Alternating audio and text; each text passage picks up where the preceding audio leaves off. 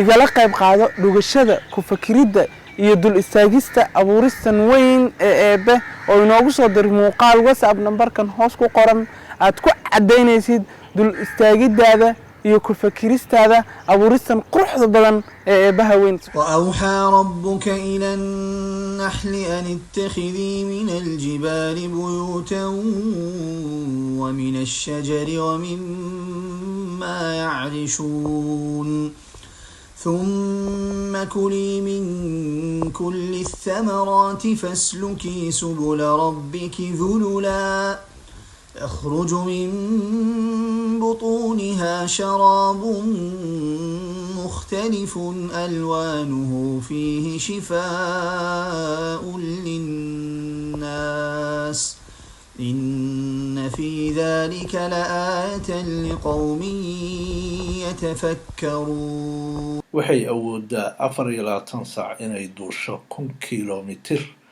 iyadoo gurigeedii haddana ku soo laabanaysa aanan lumayn jihad kastoo ay duusho ka lumayso meeshii ay ka baxday waxaas ay soo qaadanayso waxna iyadaa cunta waxna waxay keentaa meesha deegaankeedii oo caruuraha lagu koriya raashinkii caruurta lagu korinayo way in malabku oo caloosha shinnida sameeyo ayada way ku hormartay fahamkaas xilli bani aadamku xataa dareen xiiso u hayn inuu daba galo qaabka shinnida ay malabka u dhisto ayadu si cad waxay noogu sheegaysaa in caloosheeda min butuuniha caloosheeda uu ka imaanayo malabkaasoo midabyo kala duwan leh waxaa kaloo mucjizaa ayadu sharaab bay ku tilmaamtay oo ah dareeruhu ka mid yahay malabku gaasna maaha adkena maaha malabkaas isaga ayaa haddana wuxuu yahay shifaaun linnaas fiihi shifaa linnaas caafimaad buu dadka u yahay cudur uusan malabku ka qayb qaadan daweyntiisa ma jiro markii qisada yar tilmaamaha kooban laynooga sheegay shinnida aayaddu waxay tiri haddana ina fii dalika la aaya liqowmin yatafakkaruun macnaa intaa lagu sheegay ha ku ekaanine baaritaan intaa dhaafsiisan sameey oo caqligaaga adeegso caqligu awood weeye haddaan la adeegsanna wuxuu noqonayaa ruujino oo qofkii waa macno beelaya macnaha dadka sportiga waad aragteen oo yani jirkoodu waa qurux badan yahay jir caafimaad qabo oo waxaa ka muuqda murqo iyo caafimaad qofka fadhiga badsadana hilib baa fuulaya caqligu sidaasoo kale weeye caqligu training buu u baahan yahay trainingkiisana waxa weeye feker wax akhri macluumaad raadin wax sixid wax walba isweydii maxay waxa u noqdeen waxay u nooshaa qaab bulshadeed boqorad bay leedahay ciidan bay leeyihiin shaqada waa ay qaybsadaan waa ay wada hadlaan waa ay tashadaan oo shiraan adeerkan ku dhawaad hadda waa dhamaystirmay oo already waa la diyaariyay sama bahalkan cadka cadaankan kalarkan cadka oo jeedid wuxuu calaamad u yahay oo cadeynayaa in malabku uu diyaarsan yahay oo uu dhamaystirmay hadda malabkan haddii aad dhigtid 10 sano xitaa hadda meel iska dhigtid wax ma halaabayo wax kuma dhacayaan shinnidu waa warshad dhammaystiran warshadaha ugu wacan dunida waaye ma dhihi karnaa shinnida waa micnaheedii injineer farshaxanaysta farshaxankan quruxda badan sameeyo oo aadka u quruxda badan aad bay la yaab u leedahay injineeriyadda iyo farshaxanka ay shinnidu garanayso waxay samaysaa 6 geesood qababal adii arag waxa ku jiro 2 kiilo oo malaba wax ka badan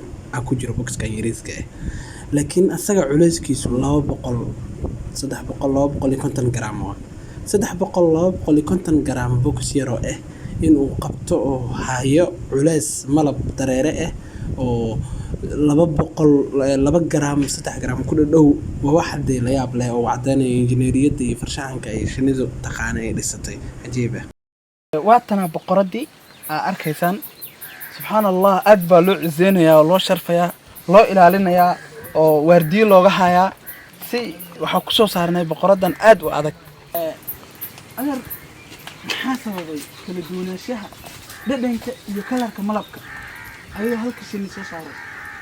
waxaa sabab u ah kala duwanaanshiyaha ubaxa iyo waqtiyada ay ubaxyadu soo kala baxaan. tusaale ahaan annaga hadda waxaa noo baxaayo ubax la yiraahdo alfa asaga dhadhankiisa ayayna shinnidu yeelanaysaa. macquul maaha, suurtagalna maamana dhacdo in yacni ubaxyadu xilli kasta ay ubaxu iska joogo. xilli kasta waxaa imaado ubax ka duwan wixii hore oo muddo xidheedkiisii la joogo, kaas ayay dhadhankiisii shinnidu inta cunto kadibna dhadhankiisii yeelataa. waa magaalo oo kaleeto. qolkan yar ay arkaysid waa magaalo la degan yahay oo kaleeto. 100 qofoodaa dhimato, 200 qofood oo kala dhalato. lama dareemo, howshu way socotaa, noloshu way socotaa. subxaanallah, waxay la mid tahay nolol caadi ah oo ka socota magaalooyinka caadiga ah. 100 qofoodaa dhimato, 200 dhalato. si la mid ah shinnida 100 dhimato, 200 dhalato. masalan waxyaabaha dhowaan la ogaaday waxaa ka mid ah shinnidu waa markii uu ay raadinayso in maaragtay meel ay wax ka soo cunto sahan bay diraan, weliba jahooyin kala duwan buu sahan ka aadaya. markay soo noqdaan mid waliba wuxuu bixinayaa macluumaad wixii uu soo arkay. macluumaadka isaga ah haddii mid waxaa la qaadanayaa midda ugu degaanka ay soo aragtay, midda ugu degaan fiican, sahan ugu sahan wanaagsan. see loo ogaanayaa? waxa weeye qaab waxaa jira ay u wada hadlaan, waa daansiyaan, daansigaasay ku wada hadlaan. middii marka ugu sahan wanaagsanaata waa mashhuura laga qaadan, waa la fariisanayaa, taasaa la isku raacayaa in loo hayaamo. ciidanka dhan marka taasuu raacaya, iyadaa hogaaminaysa, horboodaysa ilaa ay meeshii geyso, markaasay soo daaqayaan oo soo laabanayaan. marka dad bulsho tala wadaaga inay yihiin baa dhowaan la ogaaday, ayan go-aanku boqorada keliya lahayn. waxaa kaloo waxyaabaha yacni laga ogaaday dhowr sano ka hor waxaa ka mid ah waxaa jira dhirta qaar baa waxay leeyihiin maado la dhaho ethanol waa alcolada. maadadaasaa ku badan dhirta qaarkood. shinnidu marka way ka leexataa ethanolku dee waa khamri. qaar baa maaragtay carab bay leeyihiin, carabkoodu waa tub oo kale, tubadaasay ku mudaan iyay raashinka kusoo qaataan, kusoo cunaan. qaar baa marka khamrigaa ka helayo cabaya. haddii shinnida ay isticmaasho maadada ethanolka ah, sida bani aadamka u sakraamoo kale ay u sakraamaysaa. waxaa yaab leh marka oo la ogaaday oo hay-ad niman culamaa ingiriisa ay ogaadeen markay dabagaleen shinnida sakhraanka noqota mujtamaca waa laga takooraa. shinnidaasi waxay sakrad ahaanaysaa 48 saacadood, 2 maalin iyo 2 habeen baa ethanolka jirkeeda ku jiraya, sakhraan ahaanaysa. maxaa dhacaya? bulshadii baa laga takooraya, waa la ciqaabaya, waa laga dhex saaraya. ma imaan kardho duddada ay shinnidu ku nooshahay muddadaas ay sakhradu ku jirto. markay sakhradu ka dhammaato caadi soo noqoto ayay soo laabanaysaa. mujtamacaas boqorad baa u waayeela. boqoradu waxay dhashaa caruurta, iyadaa ilmaha ugxanta dhigta. muddo 5 sanaaba cumrigeedu gaaraa. ugxan waxay dhigi kardhaa kumanaan gaaraya muddada ay nooshahay. waxaa dhacda haddii boqorad kale kusoo baxdo, guurtibaa go-aanka iskale waxay weydiinayaan boqoradaas cusub oo soo baxday, weydiinayaan si duddada ayan fawda uga dhalan, 2 maamul uusan u iman. haddii ay gabowdo boqoradu, badanaa waxaa dhacda ugxanta ay dhalaysaa waxay noqdaan labkaa ku badan. sidaa darteed tangabowday dilayaan goortidaa ku xukumaysa in la dilo la eriyo ama la dilo. marka qaabkaasay u nooshahay shinnidu. waa dowlad xaqiiqatan ilaa hadda diraasaadkeedu socdo. markaad aragtid skiilka shaqadooda ay shaqada u qeybsanayaan, daacadda ay u yihiin hawsha, tayada ay hawsha ku qabanayaan, say u rabeynayaan caruurtooda, kala dambeyntooda, waxaasoo dhan say u dhisanayaan. architector waxay leeyihiin architector engineering cajiiba. waad aragteenoo qafisyada ay malabka ku ritaan waa 6 geesle. 6 geesluhuna waa handasada shakliga ugu habboon, ugu quruxda badan, uguna distancega uu qaadanayana uu ugu yaryahay. marka injineeradooda haddaad aragtid qaabkay u shaqeynayaan, dishibliinkooda haddaad aragtid, boliciga ay ku shaqeynayaan ee tala wadaagga ah, skiilka shaqada iyo juhdiga ay bixinayaan, say kala dambeynta iyo dishibliinka ay hayaan, waxaasoo dhan waxaad ka dhex arkaysaa inay yihiin boqortooyo, dowlad, nidaam ku dhisan. sidaas aayaddu waxay inoo leedahay ina fi dalika la aaya liqowmin yatafakkaruun. shinnida hadday qof qaniinto ay tagto ayadii qofka qaniintay aa dhimay, maxaa sababa? shinnida qofka ma iska disho, ma weerarta ayada. waxay weerartaa markay ayada dareento inaad weerar ku tahay oo aad dagaal kula jirtid, si ay u badbaadiso dadkeedii iyo ehelkeedii. ay waxay galaysaa mission isdilidda, si ay u isdilaysaa si ay u badbaadiso. subxaan allah, yacni waa cajiib.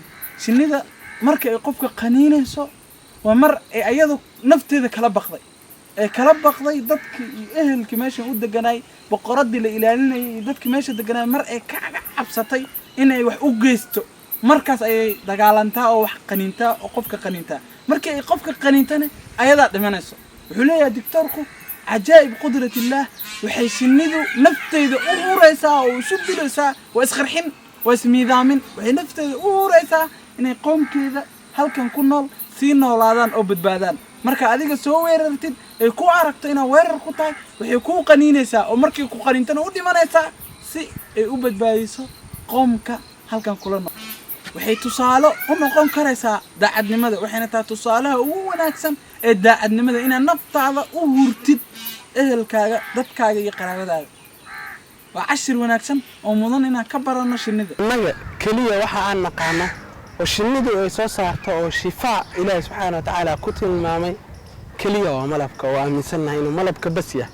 laakiin markaa hor tagto oo la sheekaysato dadka mutakhasisiinta waxay ku sheegayaan in malabku uu yahay bas shay ka mida waxyaabaha kale ee shinnidu ay soo saarto.